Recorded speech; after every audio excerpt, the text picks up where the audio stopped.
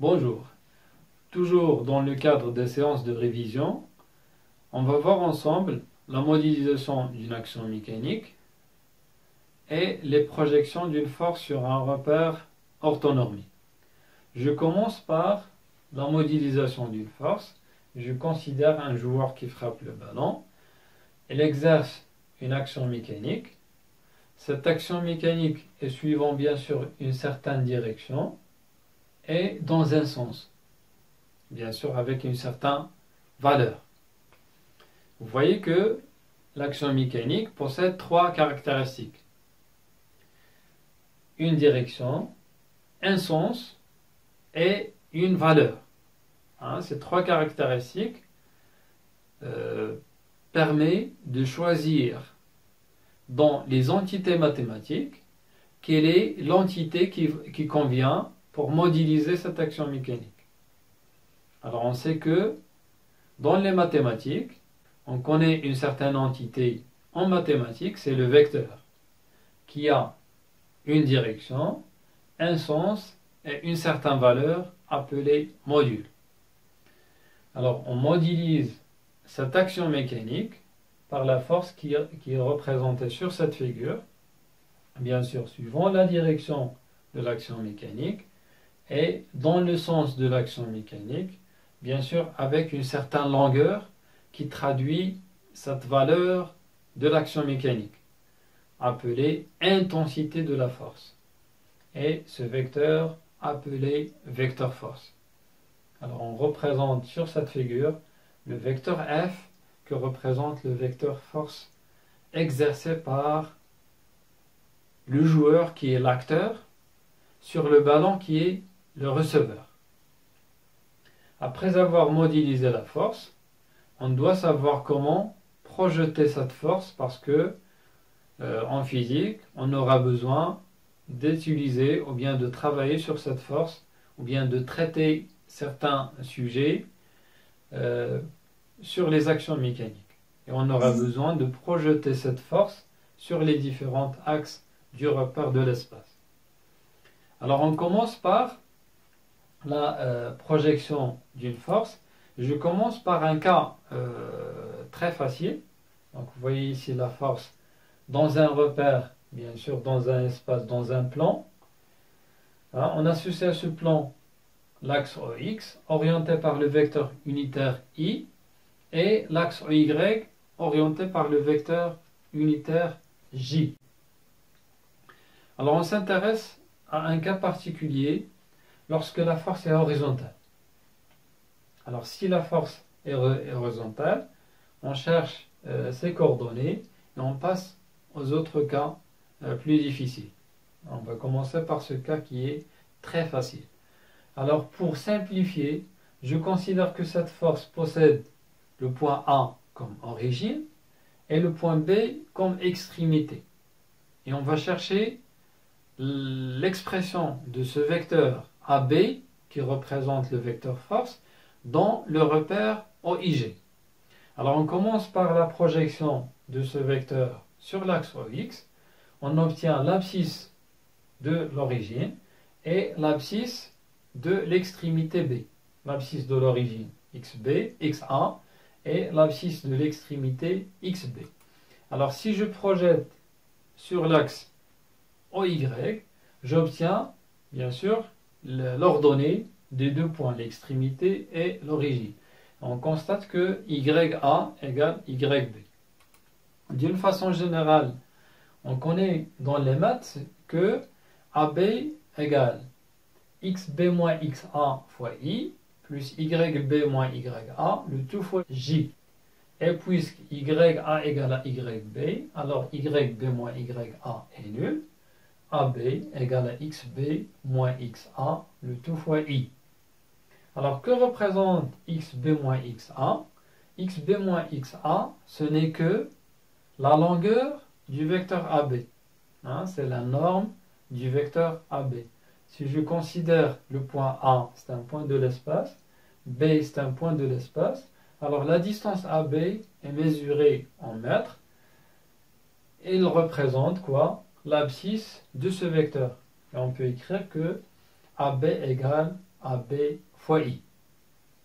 Et on peut écrire cette expression autrement. AB, je mets une barre qui est verticale, et je mets AB comme abscisse et 0 comme ordonnée, parce que Y1 ou bien YB moins Y1 égale 0. Alors, j'ai considéré A et B comme des points qui représentent l'origine et l'extrémité de la force, juste pour faciliter la tâche. Alors, on peut, par analogie, déduire les coordonnées du vecteur f, ou bien ce qu'on appelle les composantes du vecteur f. Alors, f a pour coordonnées, f c'est la norme de f, et 0 comme ordonnée sur l'axe OY. Alors ça, c'est le cas de quoi? Le cas d'un vecteur qui est horizontal. Alors si le vecteur force est vertical, orienté vers le haut, alors toujours, on considère la même chose, que A c'est l'origine, B c'est l'extrémité, la projection sur l'axe OX qui donne deux abscisses égales. Alors le terme qui va s'annuler, c'est XB moins XA et non pas YB moins YA. Alors dans ce cas, YB moins YA représente quoi?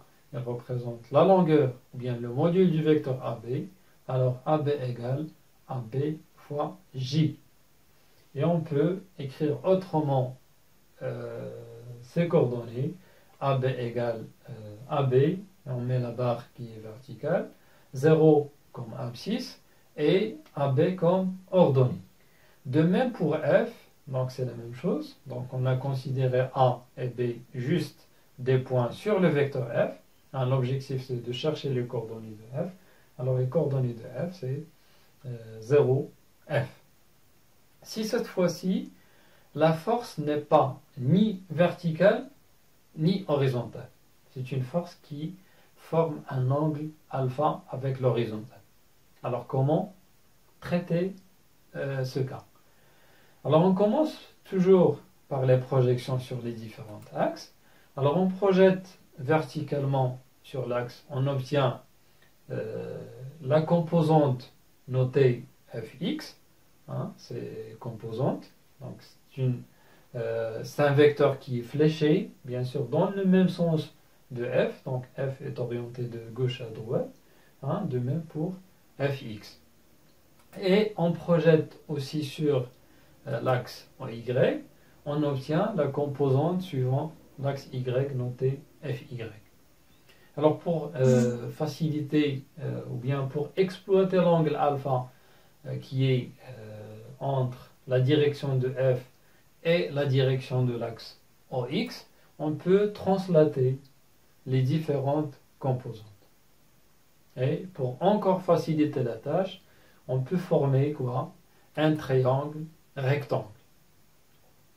Alors un triangle rectangle permet d'exprimer les deux composantes fy, fx et fy en fonction de f et alpha. Mais on doit rappeler l'expression du cosinus et l'expression de sinus. Alors je considère un triangle rectangle, bien sûr un triangle droit, donc forme un angle droit au point A, et je m'intéresse à l'angle bêta qui se trouve au point B. Et on va nommer les différents côtés de ce triangle. Le côté qui se trouve toujours, ou bien qui est commun entre l'angle considéré et l'angle droit, est appelé côté adjacent. Le côté qui est en face de l'angle considéré, c'est le côté opposé. Le côté qui reste, c'est l'hypoténuse. Par définition, cosinus bêta, c'est le côté adjacent divisé par l'hypoténuse. Le sinus bêta, c'est le côté opposé divisé par l'hypoténuse. Ces formules, on doit ces retenir. Et on peut exploiter ces ces expressions pour exprimer cosinus bêta et sinus bêta en fonction, bien sûr, des différents côtés. Ainsi, cosinus bêta, c'est AB sur BC. Sinus bêta, c'est AC divisé par BC. Attention, il faut faire attention. On doit faire attention au choix de l'angle. Parce que si je change le choix, si je considère cet angle, c'est l'angle bêta, bien sûr, les côtés changent. Alors, toujours, le côté adjacent, c'est le côté qui est commun entre l'angle considéré et l'angle droit. Alors, comme vous voyez que on a permuté la distance AB qui était côté adjacent devient côté opposé. La distance AC qui était côté opposé devient côté adjacent. Et on revient vers notre situation. Donc, vous voyez le triangle. Alors, qu'est-ce qu'on peut écrire à partir de ce triangle? Que cosinus alpha, c'est fx, c'est le côté adjacent, divisé par l'hypoténuse qui est le module de f. De même, sinus alpha, c'est fy divisé par f. Et on peut déduire les coordonnées de f. Alors, les coordonnées de f, fx, l'abscisse c'est quoi? C'est f cosinus alpha. Et fy c'est quoi? C'est f sinus alpha.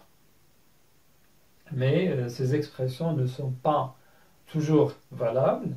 Il faut effectuer des modifications, bien sûr, si le triangle change de nature.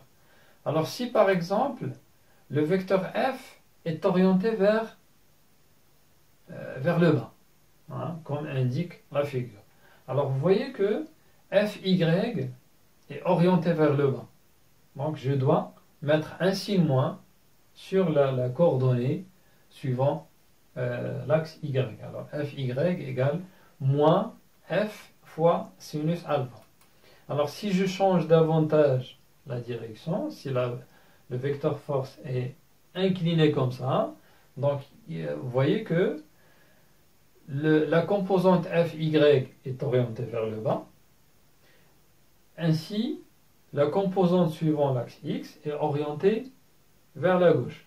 Alors les deux composantes, fy est opposé à l'axe y, fx opposé à l'axe x, alors on doit mettre les signes moins sur les deux composantes. C'est terminé pour cette séance. On se verra, Inch'Allah, pour de nouvelles séances de révision.